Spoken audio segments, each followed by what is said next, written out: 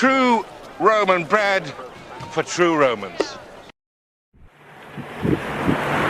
Hey guys, let's talk about passion and professionalism. Now, this is a talk I wanted to do for some time now,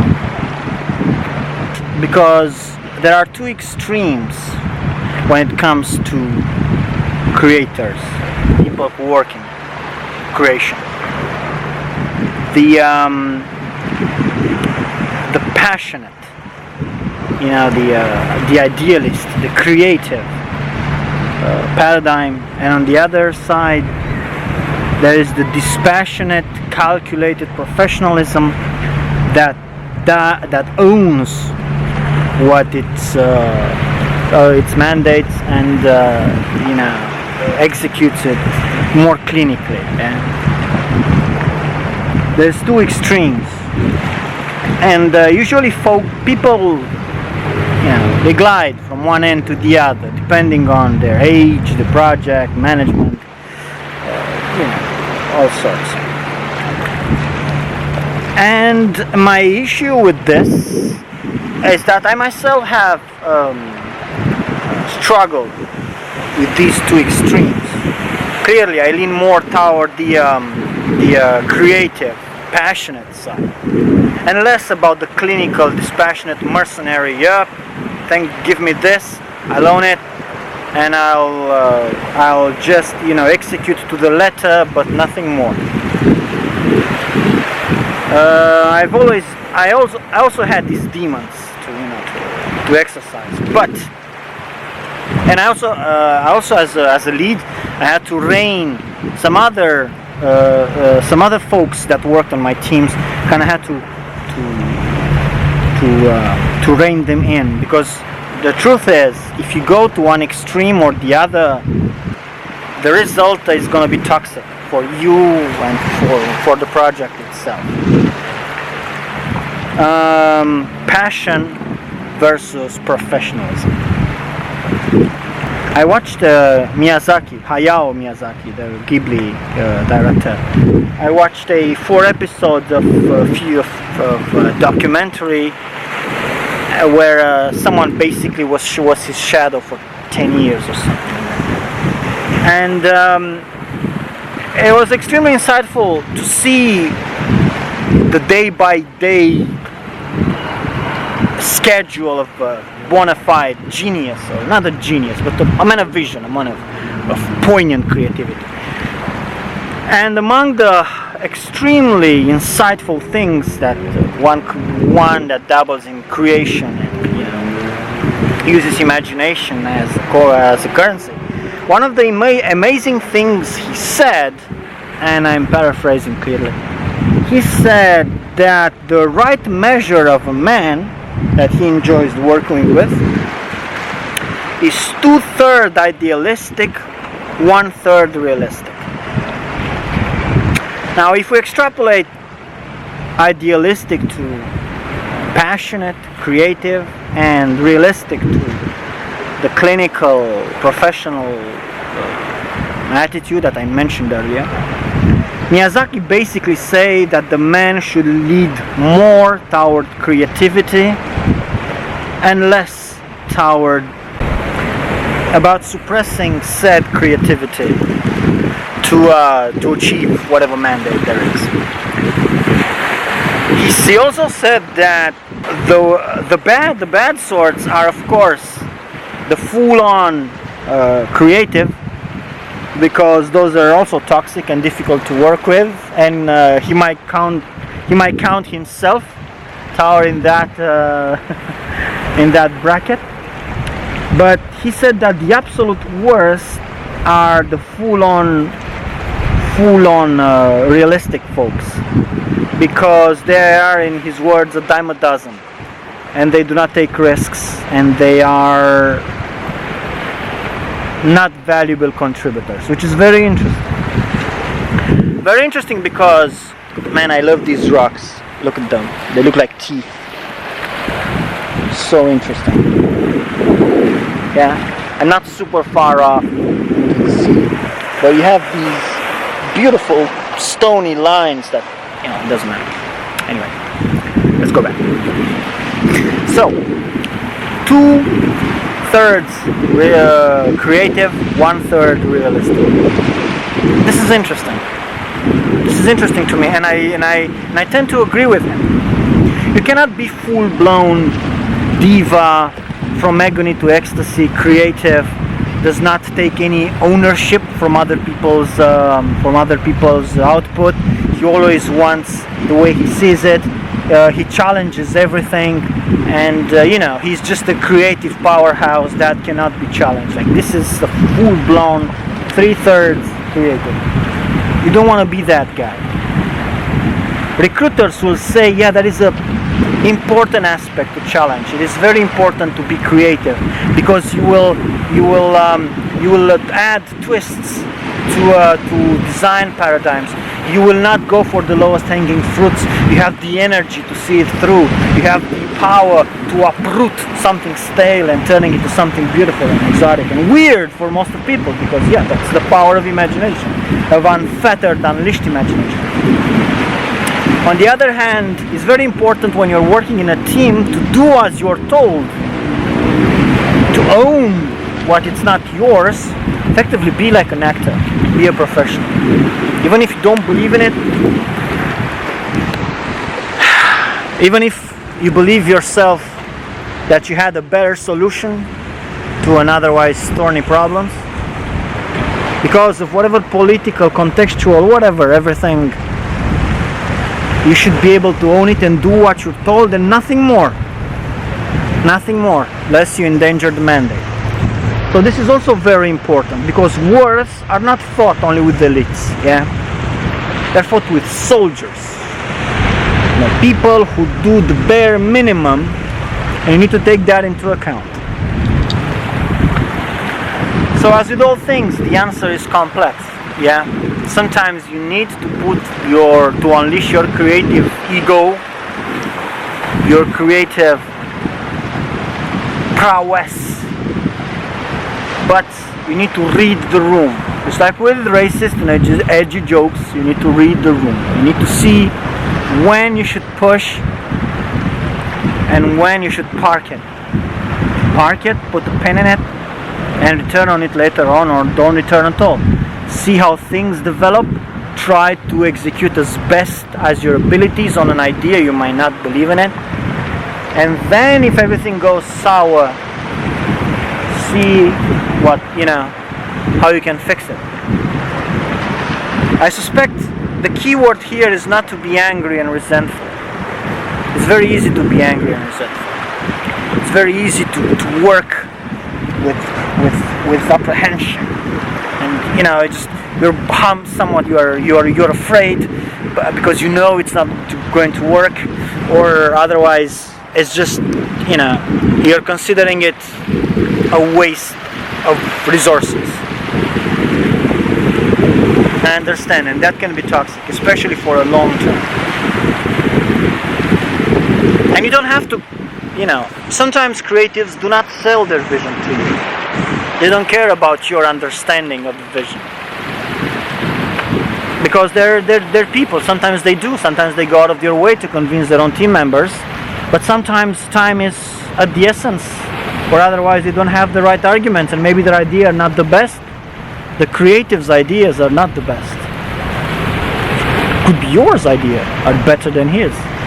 It's possible, but it's all contextual.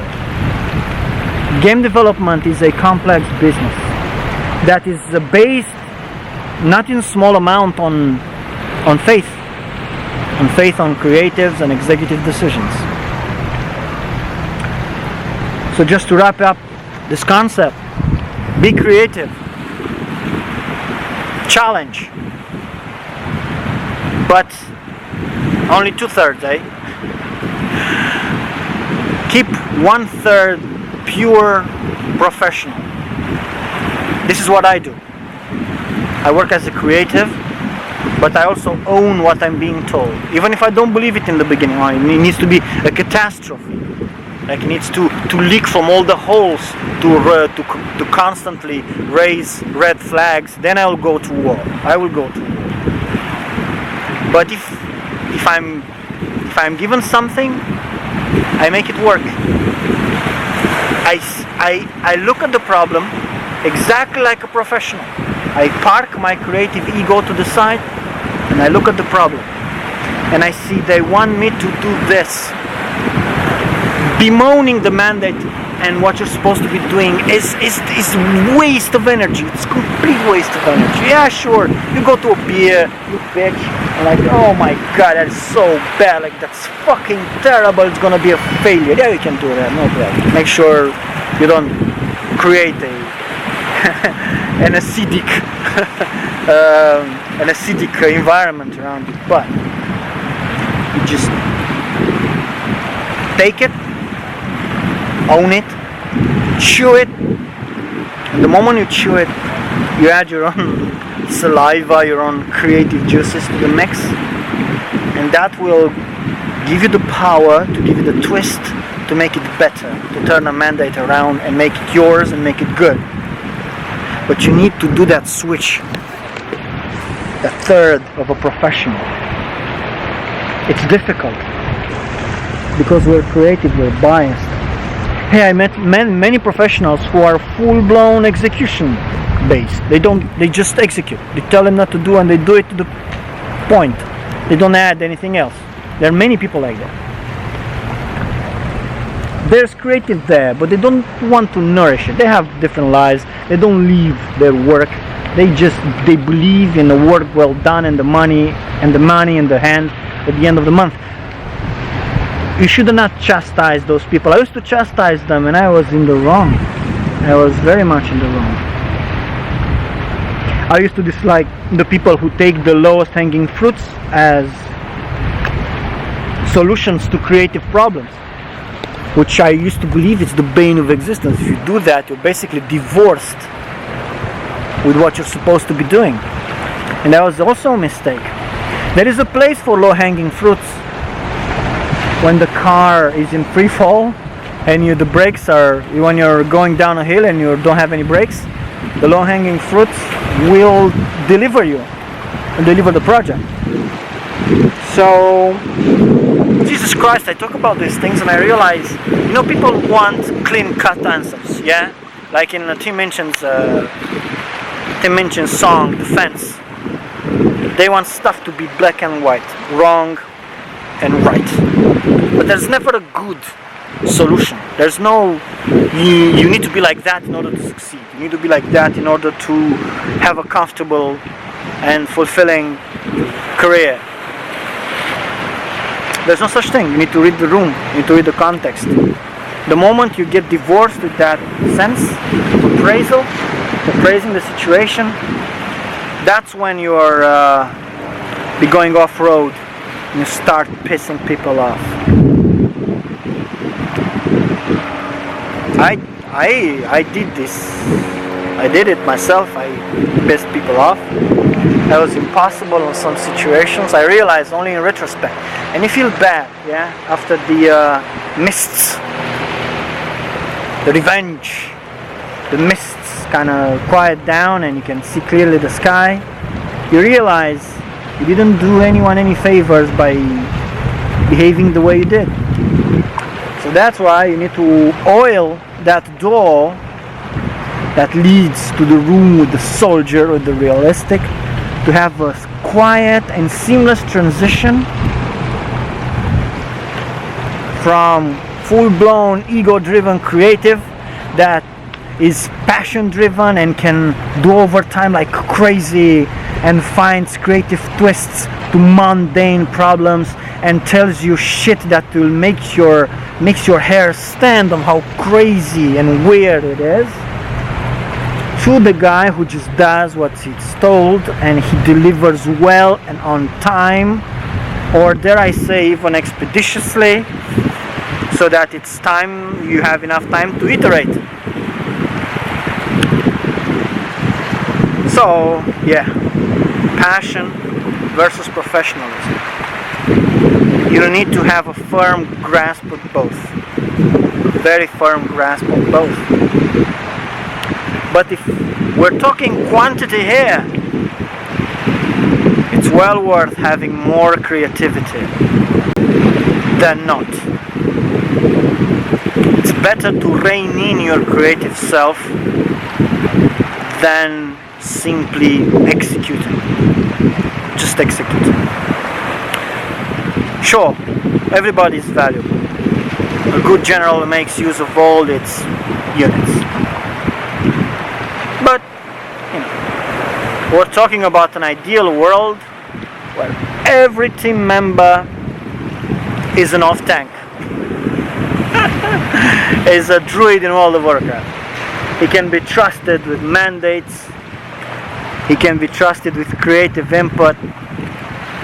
But he can also be trusted to deliver something efficiently and expeditiously, with no strings attached.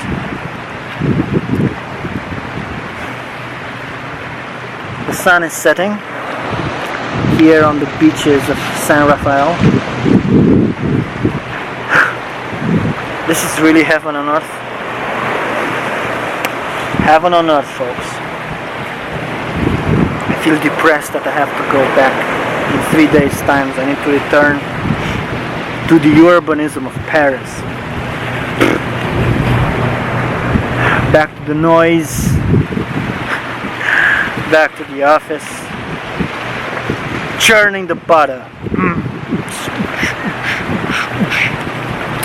I actually planned to